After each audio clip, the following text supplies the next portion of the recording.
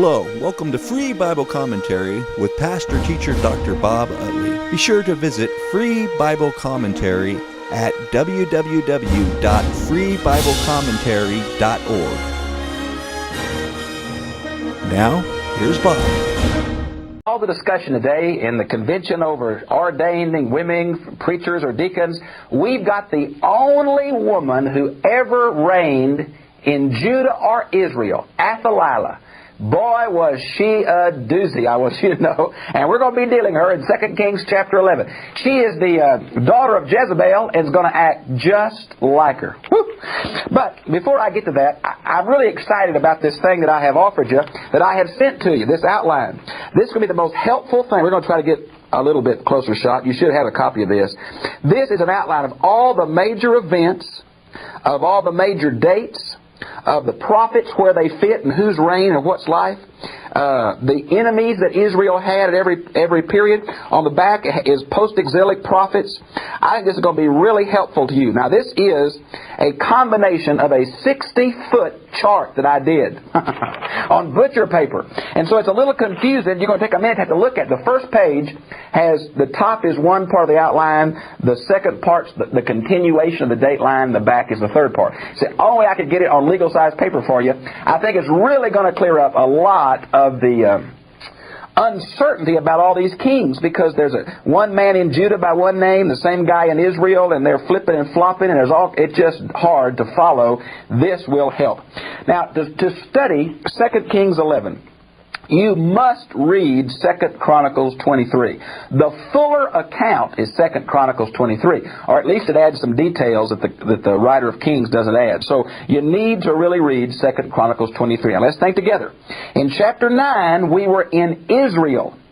But in chapter 11, we're in Judah. And that's what's so difficult. You've got to keep in mind, the author is flip-flopping from Israel to Judah. And so chapter 11 is Judah. All right? Now we're really picking up on what happened after the king was killed. Ahijah. And you look at that in verse 1. Chapter 11, verse 1. When Athaliah, the mother of Ahijah, saw that her son was dead. Now if you go back to chapter 9, verse 27 and 28, that's what we're talking about. Now Athaliah was Ahab's and Jezebel's daughter. Now her name means Yahweh is exalted. Now isn't that strange? It seems that Ahab, if you've read much about his life, still had a peripheral commitment to Yahwehism, even though Jezebel was pushing Baalism. So he named one of his daughters after the covenant name for God. Her name may have been Yahwistic, but her attitude was Jezebel, I want you to know. And so she's the mother, and her son was king. Saw that her son was dead. She arose and destroyed all the royal offspring. My goodness, this lady killed all of her relatives. Now, the reason she did that is, these were all of the descendants of David that she's trying to wipe out. She knows she's going to lose her place of power. She's not going to be queen mother. And it's either act now decisively or just leave power. Boy, she acts decisively. Now, there wasn't a whole lot of David's descendants left, because Jehoram, who was her husband, had killed many of his own brothers already. Look at 2 Chronicles 21, 1 through 4. He had all his brothers killed when he ascended the throne.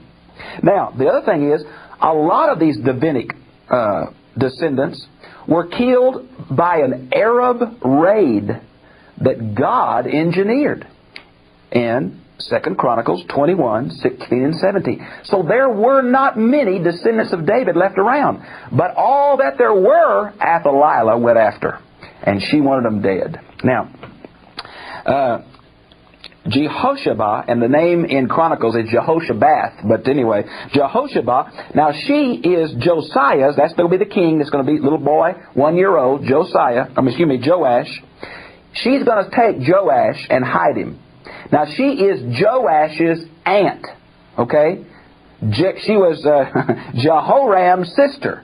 It sound confusing? It's like a family tree, doesn't it? That's exactly what it is. She is also, if you'll look down in verse 4, we have the really important figure in this chapter is not the little king, Joash, but Jehoiada the priest. And she is Jehoiada's wife. It's kind of like you're watching As the World Turns, isn't it, with all this family intrigue going on here, okay? This lady took the youngest son and hid him. Now look where she hid him. Notice down in the middle of verse 2, and his nurse took his nurse and him, and that was, of course, his source of nourishment, and put him in the bedroom. Now, ancients let their children nurse much longer than moderns do, sometimes up to 2.5, 3.5 years. So they had to have a wet nurse. That's where this woman was. She was very necessary. And it says in the bedroom. Now, when I think that, I'd think they must have hid him under the bed, but this is the special chamber in Oriental palaces where all the bed linen was stored, like the winter bed linen was stored and the summer bed linen and extra bed linen for guests. So it was like a huge room full of mattresses. Well, that's where this young 1-year-old boy was initially hidden from Athalilah's wrath. And well, it wasn't really wrath. It was just her intrigue and wanting to stay in power. Okay? So he was hid with her in the house of the Lord 6 years.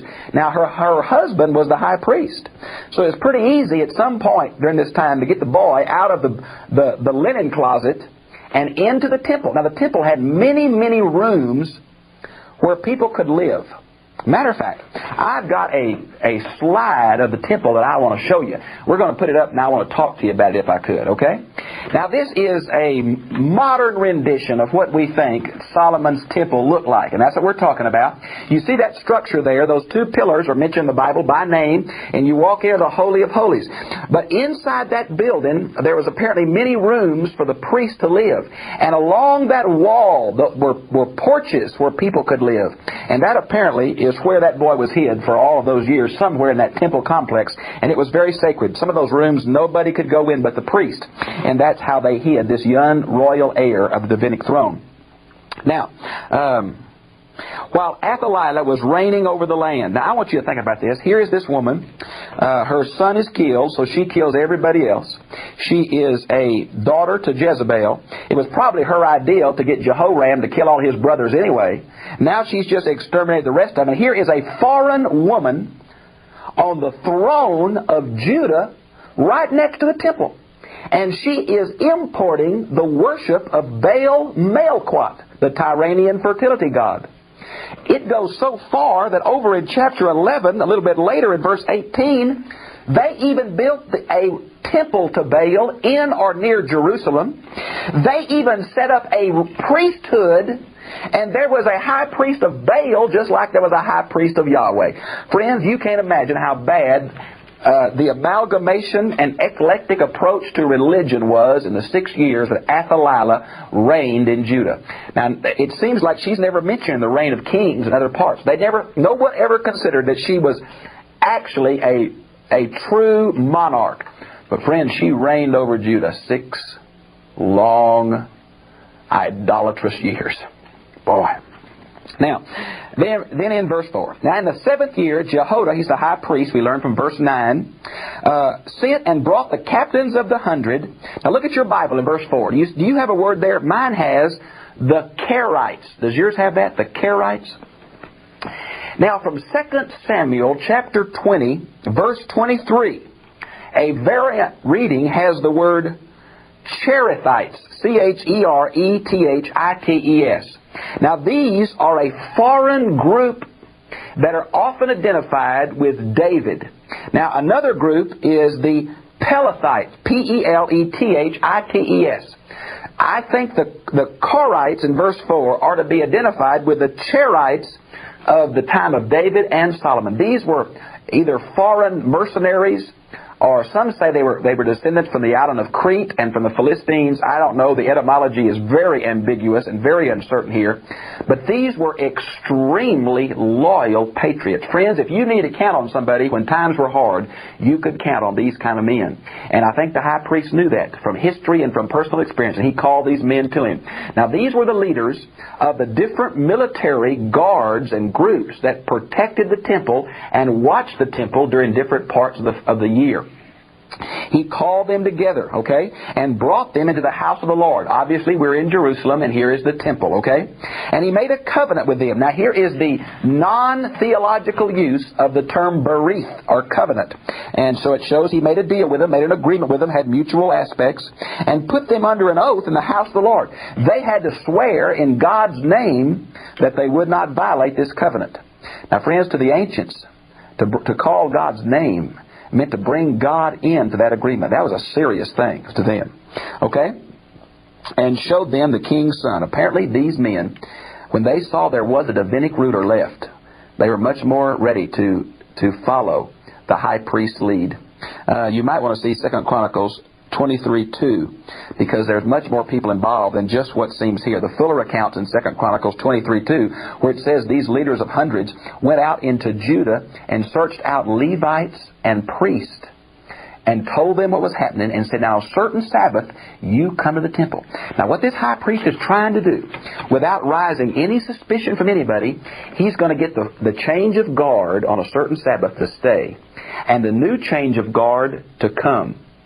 And all these priests and Levites from around the country are going to happen to be there on this certain worship day. And there would be nothing unusual about them being in the temple. And he'll have a large group of people. Some of them are going to be equipped with David's own military implements from the temple. And they're going to be ready to have a coup d'etat on one given Sabbath. And that's what all this is about. Now, and he commanded him, saying, this is the thing that you shall do. 1/3 of you come in on the Sabbath and keep watch over the king's house.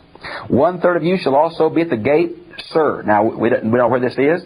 In the book of 2 Chronicles, it calls it the gate of the foundation. I don't know which one it is. We don't know where it is. And 1/3 at the gate behind the guard shall keep watch over the house for defense. And 2 parts of you, even all who go out on the Sabbath, shall keep watch over the house of the Lord for the king. Now here are all these leaders, and the king, this high priest is saying, now you're going to be here this certain Saturday, and you're going to be here this certain Saturday, and you're going to be here, and at a certain time we're all going to come together, and I'm going to stand the king in the midst, we're going to name him king, and you're going to protect him from the crowd and from Athaliah's guards. That's what we're planning. Okay? Verse 9. So the captains of hundreds did according to all that Jehoiada the priest commanded. Each of them took his men who were to come in on the Sabbath, and those which were to go out on the Sabbath, and they came to Jehoiada the priest, high priest. And the priest gave to the captains of hundreds spears and shields, which had been King David. Now, you know, there's a lot of movies done recently about King Arthur's sword. There was something about King Arthur's sword that years later, was supposed to have special value. Can you imagine what these men must have thought, where they were given the very weapons of King David from the temple? Friends, there was a love, there was a promise of God to keep that throne going back in 2 Samuel 7. And here we have, not only have they found out there is a Davidic seed still living, there is a Davidic king available. 7-year-old though he may be, he's available. Not only that, the high priest is supporting this coup d'etat, and they even have the weapons that King David himself put in the temple. Man, you talk about raising the flag, singing God Bless America. This is patriotic for those Jewish people. And boy, they rally to the support of this young king. And the guard stood, each with his weapons in his hand, on the right side of the house, on the left side of the house, by the altar. Now, the altar here is not the incense altar that's right in front of the veil in the holy place, because no one can go in there but the priest.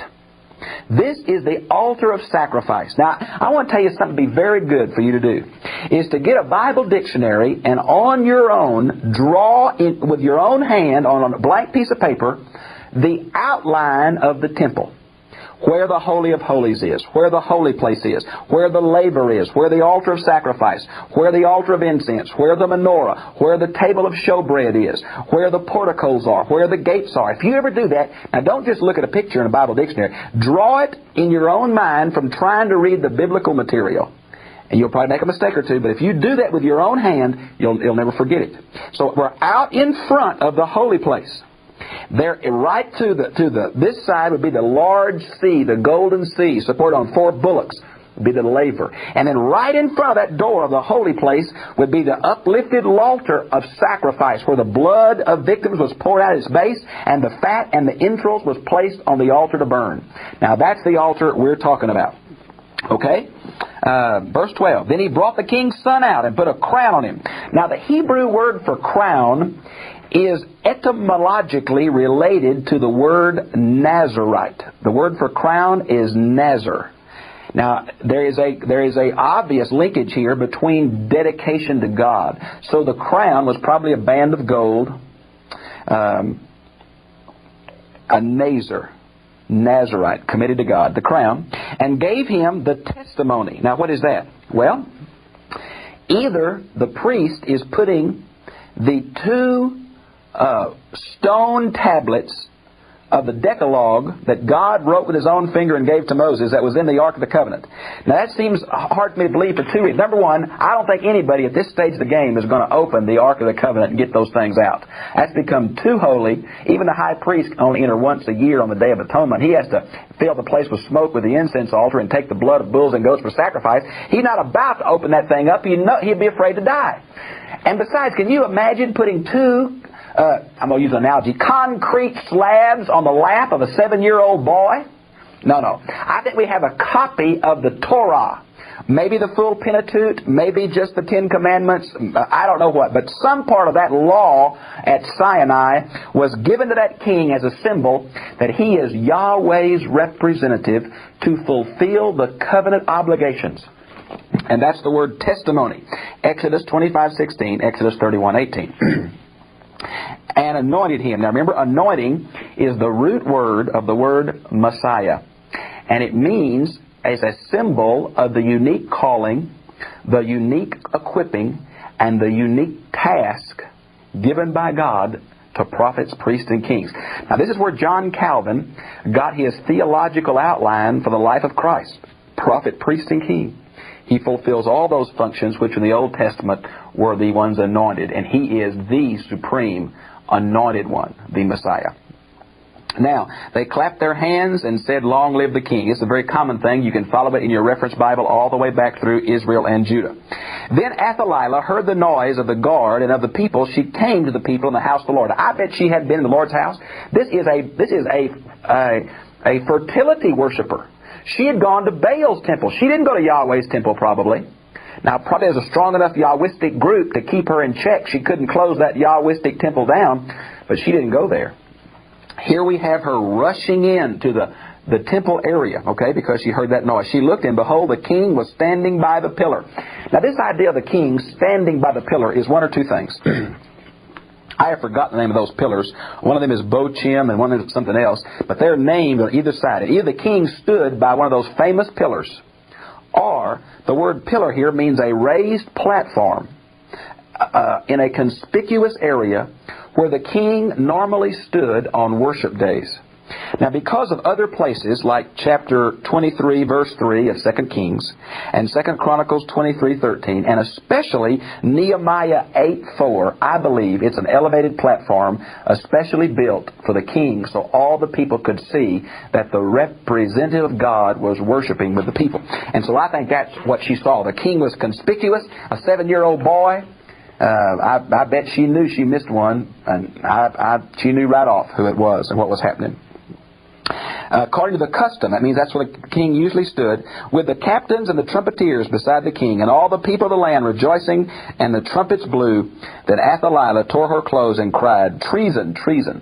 Well, of course, the tearing of the clothes was a sign of mourning, a sign of blasphemy, a sign of horror. I think the girl knew the jig was up, and she cries out, "Treason, treason," hoping someone will help her, but no one comes to her aid. And Jehoiada the priest commanded the captains of the hundreds who were appointed over the army and said to them, "Bring her out between the ranks." Now it seems like that they did not want anybody to kill her in the temple. So those soldiers, those leaders, formed 2 rows on each side of her and walked her out of that temple area and began to walk her toward the palace. Jehoiada wanted her killed, but did not want her killed on the temple area. Okay? So they walked her out, and the priest said, "Let her not be put to death in the house of the Lord." And so they seized her, and when she arrived at the horses' entrance to the king's house, they put her to death there. Pretty low place to die is to die at the palace where the horses come in when you've lived in the palace 6 years. Now, verse 17. Then Jehoiada made a covenant between the Lord, the king, and the people, that they should be the Lord's people, and also between the king and the people. The concept of berith is a very important biblical concept. God established a covenant with Abraham, Genesis 12:15-22. He continued that covenant through all the patriarchs. It was widened to the 12 tribes of Jacob or Israel. It was still in effect through Saul, David, Solomon, through the split kingdom of Jeroboam, northern 10 tribes, Rehoboam, southern 2 tribes. And now we're coming back to say that that same covenant that God established at Sinai, that had been years before established with Abraham, the covenant conditions were the same, but every generation had to submit themselves individually to the ancient agreement. And I think that's what we have right here. A recommitment to the ancient Yahwistic covenant. 2 Kings is so familiar in phraseology to the book of Deuteronomy. Now, okay, and all the people of the land went to the house of Baal. This is the male fertility god. Ashtoreth would be the female. This is in particular Baal Melquat, the Tyranian Baal. Tore it down, tore his altars down, his images they broke in pieces thoroughly. They killed Mattan, the priest of Baal, before the altars, several altars, and the priest appointed officers over the house of the Lord. What we have here is something very, very similar to Elijah on Mount Carmel, 1 Kings 19. As the north had drifted toward Baalism and God's prophet decisively broke the back of that, the same thing was happening in Judah through Athaliah, Jezebel's daughter, and through Jehoiada the high priest, the same decisive defeat, the killing of the prophets, the destroying of Baal's temple occurred in Judah. So what we have is the same sins that are happening in the north. They may be happening a little later, but they're still happening in the south. Judah did not learn from God's judgment on the northern 10 tribes. Even the exiled, she did not learn. Every sin they committed, she committed. It's a horrible, vicious cycle. Now, verse 19. And he took the captains of the hundreds, and the Kerites, and the guards, and all the people of the land, and they brought the king down to the house of the Lord, and he came by way of the gate of the guards to the king's house, and he sat on the throne of the kings. Can't you just see that 7-year-old boy being escorted with the people shouting, "Long live the king," from God's house to the royal palace of David and Solomon, being sat on that throne that Solomon sat on, and all those people bowing down. Woo, that's quite a lot to handle for a 7-year-old boy. But he had an awful good trustee in Jehoiada the priest. Matter of fact, we learned a little later that Joash was a good king until Jehoiada dies. And you might want to see, I think it's chapter 12 describes all that he did. All right, let's see a little bit further here. So all the people of the Lord rejoiced, and the city was quiet, for they had put Athaliah to death with a sword at the king's house. And Jehoash, now look at verse 21. You see the different spelling here from Joash? There's a J-E-H instead of a J.